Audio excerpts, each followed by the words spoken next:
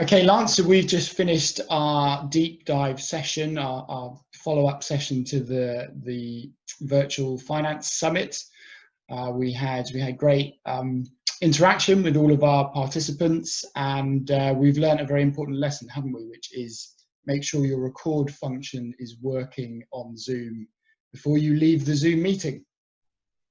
Yes, Giles. I think also I made you host and got you to record, and maybe that doesn't work that well. So I think I probably passed the baton I shouldn't have, and recorded it locally. But look, these things happen. But we didn't. We want to make sure that people who did miss out, and if we can't recover the recording, at least go through some of the things that that we covered in the session. We won't do it all. We certainly will share aspects of these slides with everyone, and of course go through some of the content. So yeah, Giles, I guess we ran through the cash flow and business modeling. The key thing that we wanted to sort of share with everyone was the purpose of modeling versus forecasting, and really focusing on the why, which is cash flow, the how, which is the fundamentals of modeling in terms of the application of how you build a model, and then the forecast or the model in the end is really the what. So Simon Sinek's start with why is a great model to use, no pun intended, a great theoretical model to think about when it comes to the purpose and modeling versus forecasting. And that's where we get into this world of really a challenge around the way we do forecasting is not working, because we haven't adopted some of the key modeling techniques, and that's really relevant right now, because we need to have more agile models built in a way that is more dynamic, and I think that's the key. So Giles, you might want to flick to the next one where we can actually show this in a bit more detail. So the why of modeling is really to create value through valuations or cash flow, and drive performance. That's really the main purpose, and if we're not doing it for that purpose, we're really missing the value of modeling and forecasting. But where people lose the sort of the fundamentals of modeling in their forecasting process is they don't have an applied best practice around financial modeling standards. I prefer the best practice spreadsheet standards, and you've got FAST as your standard. In the end, it doesn't really make a difference which standard you follow, but follow one. At least you apply one, and you build better models when you do that. The other key thing which many people forget is the 3 S's of sensitivities, scenarios, and simulations. Now, not every model needs to be as sophisticated with Monte Carlo simulation, but every model I think should absolutely have sensitivities and scenarios. And sensitivities is just changing one variable like interest rate or foreign exchange rate. But scenarios is really many more variables at the same time. So you might change interest rate and foreign exchange rate and have a decrease in revenue of customers or delay in payments. Right now we're in a pandemic, so we're seeing a lot of scenarios play out very quickly, and sometimes we just don't know what to put in the model in terms of the assumptions. So we can randomly generate some of the assumptions across a range, and that's where simulation comes in. It generates some of those assumptions for us across a range of outcomes. And so when doing that, you then get to build models and build forecasts applying that. So, the outcome of the how is the what, the actual model, or the forecast, or the output being that the one-way cash flow model, or two-way, or near cash, or three-way and four-way. So I think that's really important to try and develop those models in that way. Yeah, and I mean, just to pick up on that, and I'll fly through this quite quickly. A lot of the work we do with SMEs and accounting firms in the UK, we will turn to different tools depending on the person we're dealing with, their level of comfort and experience in Excel. So when you look at things like Monte Carlo in particular, you're talking about really top end, quite complex modeling. But actually, if I flick to a simple model, this is something that we use with our small business owners quite frequently. It's just a tool that allows you to manually input your cash inflows and your cash outflows. You get a really nice kind of summary of your net cash over time. There's nothing complex here in terms of modeling technique, functions, formulas, things like that. It's a great starting point for a business owner who's never had a single view of a cash flow forecast before. But we don't want people to stay there, and where we end up, another one of our tools which is far more comprehensive, is you can end up at the three statement sort of modeling, where you've got a P&L, a balance sheet, and the cash flow driven off the back of that. So a model like this is far more kind of integrated with drivers. We've got monthly drivers for a year, and then growth rates for years beyond that. And this is breaking a little bit of a fast principle, but with the user in mind, so that they can see the monthly drivers for 1 year and the annual drivers in the same block of what they're looking at on the same rows. So this just gives you a bit of a feel for the complexity of modeling, from something very simple for a first step for a business owner to actually full-on three-statement modeling. Yeah. The other thing just to highlight in terms of, sorry, go ahead. No, sorry, go. I thought you were finished. I continue. Very, very quickly, just in terms of, principles, you can see I've got different types of worksheets. So this is very much fast compliant. I've got my control sheets at the front with the internal check sheet in particular that's crucial to any models that we build, all of the input sheets grouped together, all of the calculations grouped together, and then all of the outputs at the back end. And there's a feed in for data deer and live zero data as well in a model like this. Yeah, that's exactly what I was going to ask you, Giles, is really the data deer. So just go back to your Excel. So you've got a couple of ribbons up there. Some of the stuff that I use and you use as well, is to really enhance some of the functionality that Excel doesn't have. And so data deer, I guess, is one of those. We also use Medano, and we've got a couple of other tools that really, help with the process of getting data into Excel out of accounting systems, particularly cloud accounting like Xero. In this case, data deer is very useful for that. So I think that's a key part of what people need to realize, is that these tools out there that can actually make some of that painful building process and the painful updating process far more quicker. Yeah, and the example for data deer here is we've got links to the transaction data and the TB data. You literally click refresh from the data deer tab and your latest feed of Xero data comes through. So there's no manual copy and pasting. You don't have to save anything down to a drive. It's an automated link or at the click of a button, and that then feeds through into all of your outputs, your graphs, your three statements. So again, the risk of manual error, human error, is also significantly reduced when you start using anything like data deer that gives you that element of automation. So the one idea that I like modelers to think of is, over the years as you develop your modeling skills, imagine all of the tools and techniques and the experience that you gain, the things you learn from perhaps the mistakes you make, as being like a bookshelf of things you can turn to from behind you. And every time you face a new challenge with a new client, essentially you're listening. When you're doing your scoping phase, you're listening to what you're being told, you're understanding what the challenge is. And it's like you're reaching behind you and picking individual tools or ways of doing things that you're going to use for that particular challenge. And that's the idea of, actually, for some clients, a simple one-page cash flow might be a good starting point. For others, you need to go straight into full three-way financial modeling.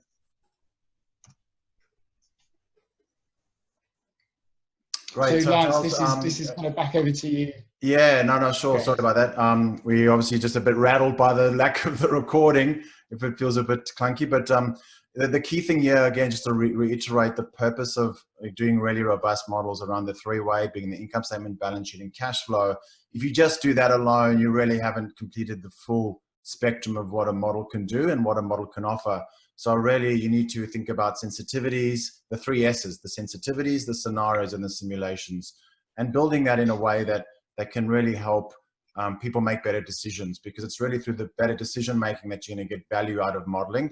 And whilst building is hard, and I think I am going to take up that challenge again, Giles, and do it, because I think I think it certainly wow people and certainly throw that in. So we'll talk about that. But the key thing here is around, as Giles spoke about data deer, I talk about Medano, and there's a few other tools that we use. Excel Analyzer as well for error detection, and Modeler for modeling visualization.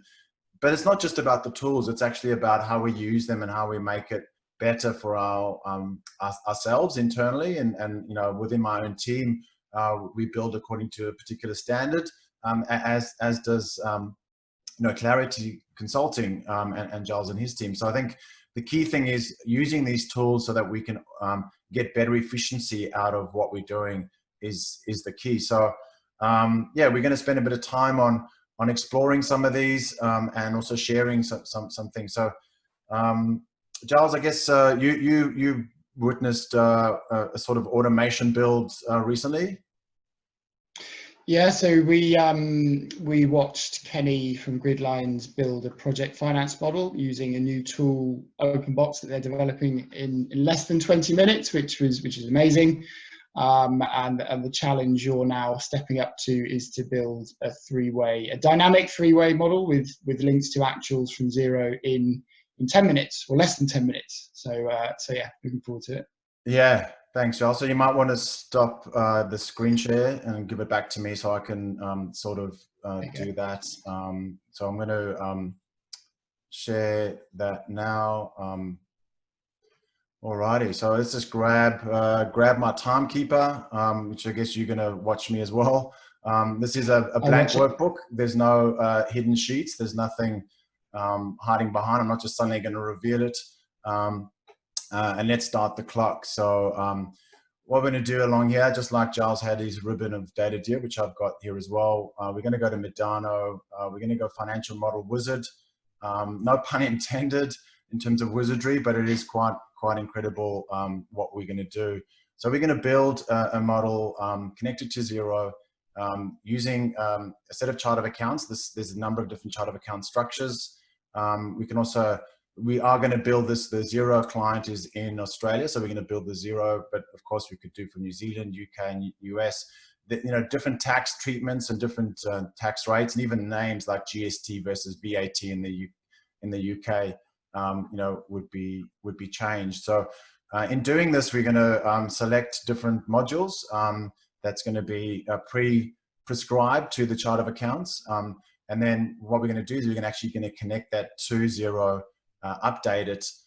There's 4 periods of history that's showing here. It's a 36-month model, so it's 3 years, and it's rolling monthly and actual.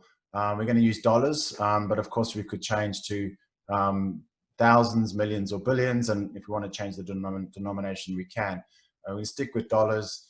I'm going to choose next, because really the key thing is really in the build phase and connecting that to Xero. So the key thing around why these sort of modular development technologies are useful is because it does help us automate the process so we can have better conversations and get to the heart of the value of modeling. So what we're going to do, sometimes we build and connect. We build first and connect later, but I'm under a bit of time pressure. Let's just have a quick time check. That's almost 2 minutes. But we're going to, which is still nothing. But we're going to connect to Xero. We could connect to QBO as well through what's called an API, which is an application programming interface, or Excel CSV. So really, we could connect to any accounting system. We just happen to be using the Xero API, but you could connect to Hyperion, Great Plains, any of the big names out there. You get an Excel or CSV dump, which apparently lots of people are doing now. They're dumping out of these big expensive systems back into Excel because they can't do scenario analysis and simulation. So we're going to build this now. We're going to connect to Xero. I'm going to click next. It's going to pop up a screen for me to log in to Xero. I've got to make sure that I log into the right client. So you can still see my screen, Giles? Yeah, so it's showing the connection, the Medano connection at the moment. So yeah, we'll just connect that to Xero. So I'll quickly log in here into Xero, click login. And really what's happening is it's allowing me, I'm going to make sure I'm not doing a client model. So that's the demo company Australia. That's going to allow access to that model. It's going to take me back to Medano. It's now connected. So I'm going to go back to my Excel workbook, and the authentication is done. And now it's waiting authorization. and really it's going to collect the 4 periods. So income statement periods 1, 2, 3, and 4 have been collected. Balance sheet 1, 2, 3, and 4, and there we go. So right now this is all balanced and connected. I'm gonna actually break this link. So what we can see is that all of the orange bits are connected to the model through the chart of accounts, but the sales is not connected. It's not orange. And also we can see here at the bottom, there's a difference.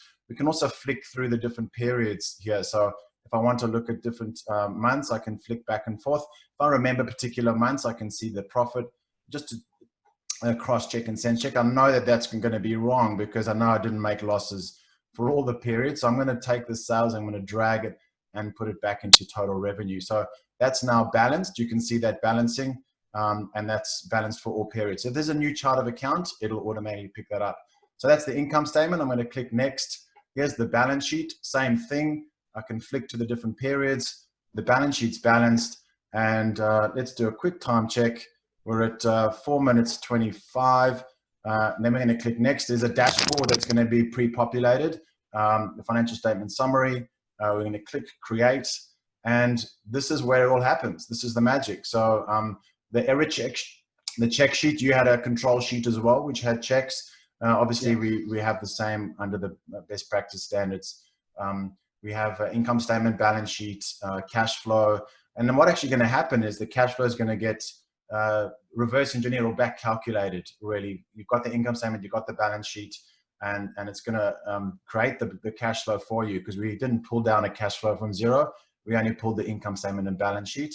And that's really all you need. Once you've got the balance sheet, effectively, you've got cash. You've got your closing cash. And so you've got everything reconciled, and it's going to build up that three-way model for you. These are all modular blocks that they're connected to each other. The bigger blocks at the top are the module areas. And of course, we're in this workbook. And what you're seeing in the background is the model being built. So we're at 72%.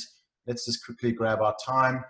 So we're at 5 minutes 30, and we're just about done. I think when we did it live, we were a little bit quicker, Giles. I think we probably, I didn't have some of those logins as I do now, but that's still pretty quick. It's call it 5 and yeah. 46. So, you know, way under 10 minutes. And there we have it. So I'm going to quickly look at the summary. All the information's coming through. We have an error in this. I'm going to just change it because the model period is February. So let's just change that. That error goes away at the top. All the dashboards are populated here. That's all flowing through. There's our cascade. I think we got a question on the session around what if we want to roll forward, or how do we update it? So here, this May is the last historical month. June is our first month of forecast. So let's go into our revenue, and let's say, well, we don't want to have forecasting on an amount basis. Let's go and replace the revenue to growth rate. You know, we can do drivers, and we'll see here in the Madonna library, there's a range of different other modules we can pull in, headcount, livestock if we're doing retail volume sales, but we're just going to select growth rate. We're going to replace the revenue amounts module, which is the top one, which is just the basic one, and we're going to change that for growth rate. So it's going to pull the piece of Lego out called a module. It's going to put it back in, and not going to break the model. So the model is completely modular. So modular spreadsheet development, in front of your eyes, let's just change that now to a 5% growth rate across all the periods. If we go back to our summary, now we can see the full revenue being populated at the top, balance sheet and cash flow, dashboards to the right, we can see all of that coming through. Top revenue, again, the forecast is shown, and that's all there. If we wanted to really roll the model, so June is a forecast month, we now want to pull in a new month of actuals. We literally go back, we click to our time series, we change May to June, click update, and away we go. So let's go back to our summary, and we've got nothing in the June month, and then the forecast. So we've got the growth rate based on the last month. So let's go in and put 10,000 into this cell here, and of course that's going to then flow through to the growth rate. So the growth rate's based on the on the previous month, which is why the rest was gone. And now that's it. The entire time series has been rolled forward. The entire model's been rolled forward in a matter of seconds. The build, obviously, amazing, in a matter of minutes. But of course, the time does take then to customize some of this and apply it if it's multi-business unit, or there are other aspects that does take the time to use it. And so, you know, building a model, as we can see here, with all the different modular blocks. And one of the things I like to show is why financial modeling is so difficult. Here's the module areas. But if you look at each of the modules, you're doing this manually. This is why it's so easy to make mistakes in model building. This is why it's so easy to take so long, whereas now all of this is automated. All of these links are completely automated, and fundamentally changes the way we build models. So yeah, it's exciting times for the modeling industry. I have an article going out on some of the technologies that are coming out, and this is certainly an interesting one to watch. But Giles, you might want to bring back your slides, because really, you know, what we're going to be talking about is not just about the technology side. It's also looking at how do we rapidly accelerate our learning in this. So we want to save time, we want to save money, and we want to reduce errors. So that's why we would look at the technology, but we also need to understand modeling. You know, jumping into a Medano model or doing what I did, if you don't have the fundamentals, can actually be quite dangerous. So it's like, you know, everyone can drive a car, but not everyone can drive a Formula One racing car. So you need to understand the fundamentals. You need to understand how standards work around model best practice, to then understand why certain things are built in the way they're built. So we're going to do that from scratch through this process of the workshops that we're going to be running. We've got 2 tracks. We've got a beginner track, beginner/intermediate, where we're going to go through. Both Giles and I are going to be live, talking through mindset, talking about, you know, why Excel and not other apps. We're going to talk about the things that people probably don't want to talk about. Why, you know, taking an app off the shelf is not necessarily as good as using Excel, and why Excel is still the preferential tool. Of course, coupled with some other technologies that are working inside Excel, like DataDeer, like Medano, like Excel Analyzer, and others. Standards, best practice are critical to understanding modeling, shortcuts, navigation, key formulas, pivot tables, charts, dashboards, some open questions as well that will be facilitating the learning. And of course, homework. If people don't have stuff to go away with and learn, then it's going to be quite challenging. So the key thing is actually enabling people to learn dynamically while getting feedback. So track 2 is really going to revisit some of the basics, because really some people might jump straight to the more advanced track, where we're going to still recap the basics, because no matter how advanced you are, Giles, I think you and I would agree, the basics are still critical. And I keep on going back to some of those fundamentals all the time, no matter how complex the model is, it's critical. Yeah, absolutely agree. So then we're going to touch on track 2 more advanced tech tools and Monte Carlo simulation. But the key thing here is really real business application for SMEs and for other corporates that are wanting to accelerate their knowledge.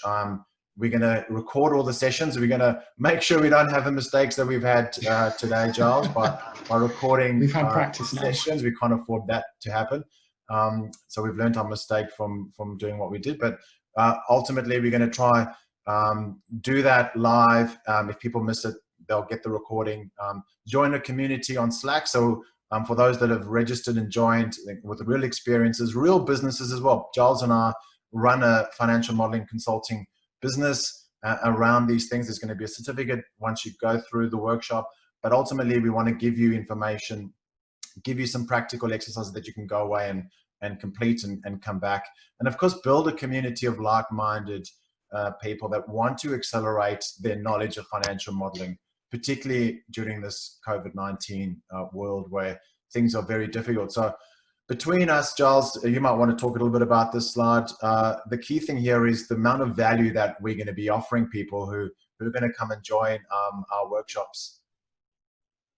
Yes, you get a number of templates from each of our companies. So these are things that we use. So for example, from clarity. We've got a two-way cash flow. It's a modeling exercise really that shows you how to build something with a bit of scenario analysis on top. We've got our three-way model that I briefly showed earlier. Lots of training modules, so we're handing over a lot of, as homework really, a lot of the exercise files that we use with our clients when we do days of training. And then similar from Lance's company, you know, it's Modano-based models. I think you've got a one-way and a three-way model. Is that right, Lance? Yeah, Part of this? and also we're taking non-Medano based models as well, because we feel that's still important to get the best practice. So our best practice exercise was built from scratch in Excel that might look like it's built in Medano. We just apply the same styles and standards. So everything might look the same, but that's deliberate because we apply the same standards. Some of it are built rapidly and some of it are built you know, but from scratch, because we still believe in it. And then we've got one that's built with dynamic arrays. It's not a three-way, but it's dynamic arrays connected to Power BI as well. So we're going to go through that, and of course, everyone who joins the workshop is going to get access to these models and get to learn how to use and go through them. So that's certainly critical. And so each session, there's 2 tracks. Each track is 8 hours of live training time. So it'll be across a Saturday and a Sunday, 4 hours each. There's time for homework in between. We're limiting the spaces to 45 people per track. We really do want this to end up being a community of like-minded modelers. One of the things Lance and I discussed was how great it would have been, you know, 10 years ago to have a community of people that think the same way about modeling and are really engaged in it. So we want this group of people to kind of stay in touch with each other and share their challenges and the things that they learn over time. Agreed. And we're also going to give it a bundle pack. So if people want to come to both, then, you know, of course, for £450 for both, or 300 individually. So a lot of that comes with, as Giles says, both of us live. We're going to be doing live building manually with no extra software, just to get people comfortable with what we're doing. So, you know, you don't need to buy any of the tools or technology to come on the training. The training is about really supercharging your learning without any of this technology. All you need is Excel, and you do need to understand, of course, some of the tools. Some of the functions and formulas within Excel natively. We're not going to cover dynamic arrays in a lot of detail. We're just going to go through it. XLOOKUP as well. Not everyone has got those latest versions of Excel, so we're going to bring it back to the fundamentals and absolutely apply the standards to that. So the key thing is actually practical application of some of those. So we have a link to Eventbrite where we've got these 2 tracks. You know, we'll be sharing the slide pack for those that came online. If they missed the chat, of course, they'll get access to this recording. If we manage to recover the other recording, which is not looking great, of course, they'll get access to that as well. But fundamentally, there's 45 places only, so please make sure you don't miss out.